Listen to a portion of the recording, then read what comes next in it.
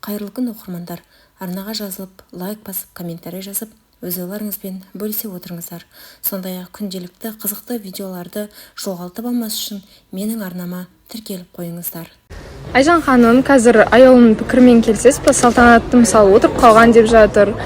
Қалай ойлайсыз? Жоқ, жас қыздармен келіспеймін. Мүлдем бірінші осы маусымнан басталған кезде жас қыздармен позициямыз келіспейді. Өйткені неге? Ол жас қыздардың несі ойы басқаша болады, олар зумерлар, олар енді жаңа көріп жатсыздар ғой эфирді.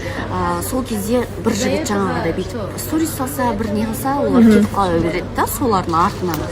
Біздің шамалы ой тоқтаған жаңағыдай 30-тағы қыздар шамалы өздеріне деген самооценка жоғары и өздеріне деген уважениесі бар жас қыздарда болу үшін. Шолпан ханым, ойбай. Қазір осы жас қыздар айтып жатыр ғой, отырып қалған деген әңгімені. Сол нәрсеге келсіз ба?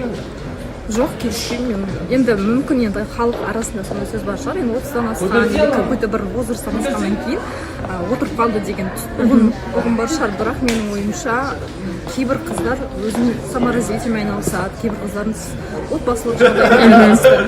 Сондықтан да ешқандай қызмен отырамын деп отырмайды.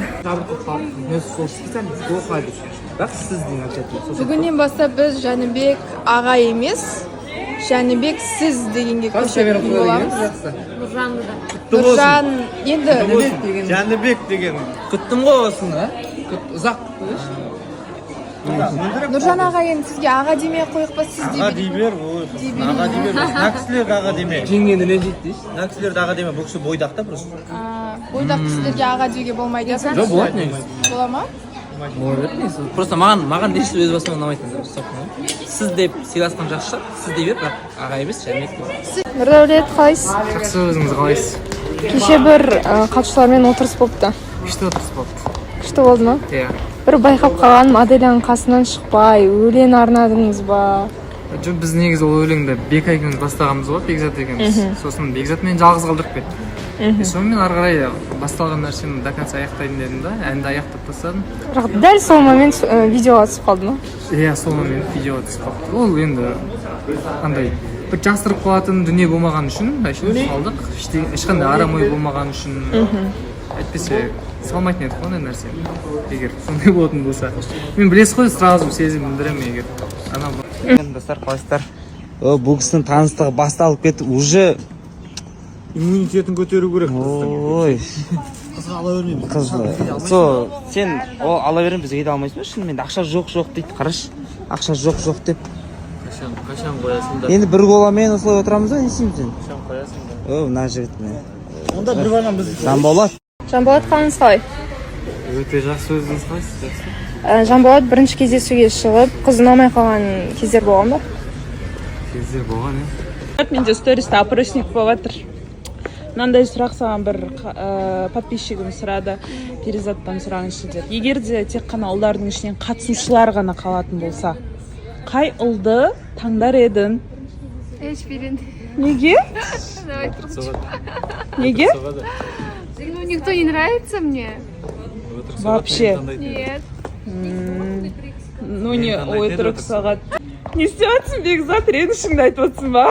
Айта сал. Әдем болып тұр екен. Әдем болып тұр. Я саған осындай қара түс жарасады роза. Да? Жоқ, жаңа артында отырған ғой, мен сторис салғанымды көрген ғой. Енді бұл менен қызғанбайтын шығар, енді бұл просто былай Индира былай айтты да, типа обида болмасын деп мен айта салып тұр, мен шын түсінеді ғой деп. Жүгіріп келіп менен қызғанып. Оның дымға түсі жоқ. Аяулым, саған сұрақ, сен уже үміткерлер деппін ғой, осы жерде қатысушылармен көбісімен таныстың ғой, барлығымен практически танысып сөйлесіп жүрсің. Енді мынандай сұрақ болып тұр. Егер де ұлдардың ішінен тек қана біздің қатысушылардың ішінен таңдау керек болса, кімді таңдар едің?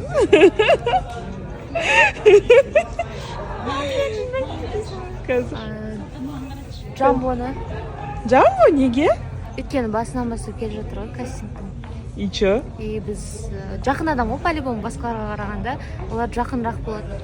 Мама, Жамбоға жері керек екен.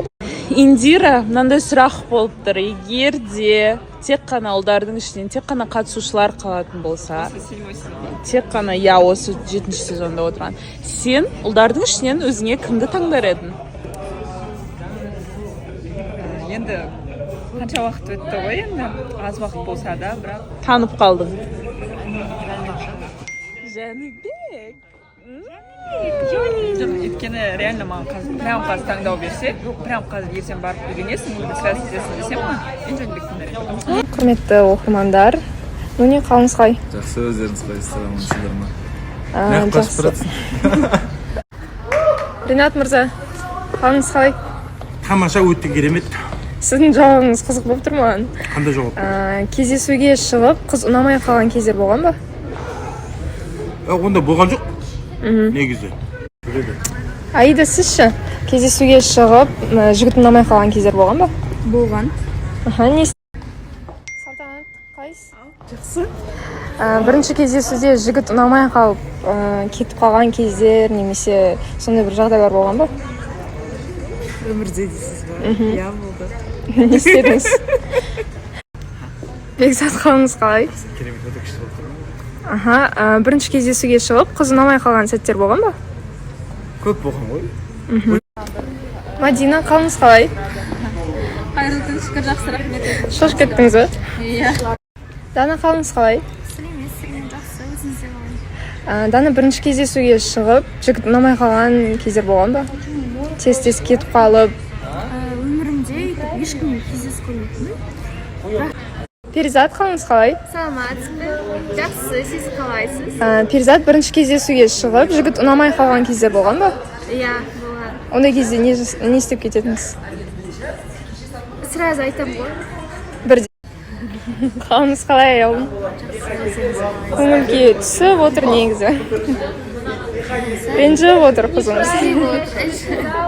Аяулым, сіз кездесуге шығып, жігіт ұнамай қалған кездер болған ба? Болады ғой. Ондай кезде не істеп кететінсіз, не айтатынсыз? Үйде подружкам ауырып жатыр, маған срочно кету керек деп айтамын. Достар, бәріне сәлем, қалайсыңдар? Негізі я очень редко осындай разговорный стористарға шығамын, негізі часто шығып тұру керек екен. Жалпы қалайсыңдар? Эфир ұнап жатыр ма сендерге? Мен әлі үміткерімді күтудемін. Өзім жардымды. Не болатынын енді бір Құдай ғана біледі. Оқырмандарым, қалдарыңыз қалай? Мына прическаны көбісі ұнатады, біреу ұнатпайды. А так маған ұнайды өзіме. Күшті болып тұр ғой. Ерекше арасында әртүрлі болып жүрген жақсы негізі. Бір стильде болғым келмейді мен дейтін. Білесіздер ғой, бұрыннан келеді оқырмандарым. То шашымды қоңырға бояп тастаймын, то қысқа қылып қиып тастаймын, то әртүрлі қылып. Общем, өзгеріп жүрген жақсы көремін. Шашың өзгерсе, өмірің өзгереді дейді ғой. Сондықтан шашымды қалай мен осындай цветке боядым, өмірім вообще өзгеріп кетті. Так что шаштарыңды өзгертіп тұрыңдар дейді. Есіктен біздің оқырмандарымыз келіп қалды. Фото түсуге бола ма деп.